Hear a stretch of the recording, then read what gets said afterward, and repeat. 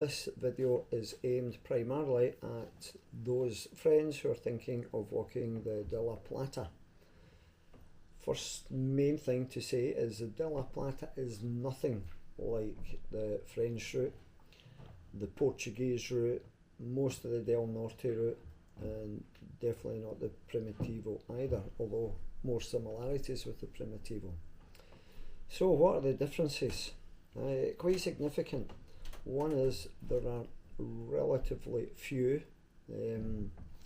walkers on the De La Plata. In fact, very, very few walkers in the De La Plata compared to all the other caminos. So most days you will walk and not see anyone, neither local nor pilgrim. For a simple reason, this is a very rural environment and pretty uninhabited. So there are no bars, restaurants, stopping places often between one place and the next. So that's one of the main differences. You can't just get up in the morning, go for 1 hour and then stop for your coffee. It means that you have to, most days, carry food and water with you. And one of the slightly annoying things, which might not seem important, is finding a place to sit down. On the other routes, there are so many places you can sit down outside a bar, whatever. On this, often you're walking along roads, you have ditches on either side, there are no benches, no stones, no logs to sit on. So yeah, you don't have as many breaks. Second thing is the distances. Distances tend to be longer with far fewer choices. So on the French route, you can decide 5k, 10k, 15k. On this one, if it says 31, some days it's 31. You have no option.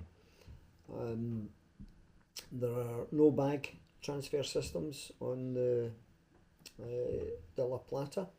You could use taxis, of course, but there is no bag carrying service.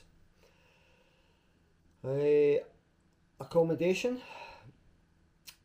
Accommodation is the reason that I did not bring out a video last week. Last week, when I was walking from Sevilla on week 1, it was during Easter week, and there were some problems with accommodation. A couple of nights I struggled to find a bed. I certainly know of people that had to get buses further and come back again. I took all that to be because it was Easter, and in Spain they certainly love Easter. Lots of people in Sevilla, hotels, everything full. So I thought this week or last week would be a lot better. But there's still a bit of an issue. Most of the public albergues are very small, 10, 14 beds. So if you're budgeting for that, I would suggest that you bring a bit more money with you, because often you're having to book a pension or a hotel, or maybe not often, but I found that I've had to a few times because there was basically little choice or little room available. So accommodation has been a slight issue. I didn't think I would have to, but I am booking a day ahead every day. And I've certainly this week known some people that have really struggled to find places. The other night, 2 guys arrived at our hostel, which was full. The next hostel on was full. Oh, well, for the following day, they were hoping to go 30k, and they ended up having to go 40k to get a bed.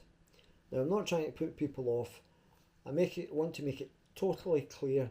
This is my experience leaving in March, or the end of March, and it's only in the first 2 weeks. It may change completely beyond this, but this is my experience so far. Now, I said that this Camino de la Plata has very, very few people walking it, and that is true percentage-wise. However, everyone I have spoken to agrees that there are far more people in this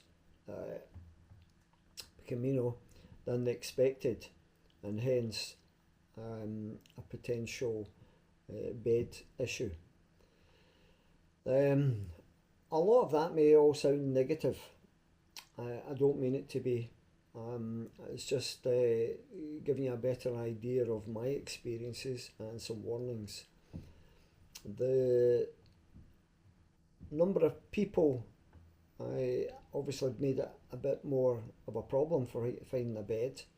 But when you start walking each day, I mean, there's maybe, I don't know, 25 people in the sort of group that I'm with that are leaving various stages each day. And you don't see most of them. I've actually met a couple of people that I'm walking with most days, but that's quite rare. A lot of people are just solely walking their own. And certainly there's many a day I've walked totally on my own and not seen anyone. So if you're walking this, you've got to like your own company. The scenery is fantastic, the wildflowers, plenty of space and room to get your thoughts together if that's what you want, listen to music. It's very rural and very magical in so many ways. So it depends what you're looking for, but it's pretty different, as I said, from the French route. The other thing I think I should really mention is the timing. At the beginning of March, in this year anyway, in Seville, the area was drenched with rain. There was a lot of flooding, and there are lots and lots of little streams. And some of those streams were pretty raging torrents. People were having to walk a couple of kilometres to get over them. It's a lot of bog, a lot of flooded areas. So people were struggling at the beginning of March. I left the last week in March. The rain had stopped, the sun had come out, dried up. So I haven't had a problem. However, within the space of 4 weeks, I was walking in temperatures of 28. So I wouldn't want to go later on in the year. I know you can't predict the weather. But in this part of Spain, you can get temperatures of 40 degrees in the summer months. So you don't want to leave it too late, but you don't want to leave it too early either. So I think that's about all I have to report. It's been good so far. Two other points. Prices relatively are so cheap. So the albergues, €6.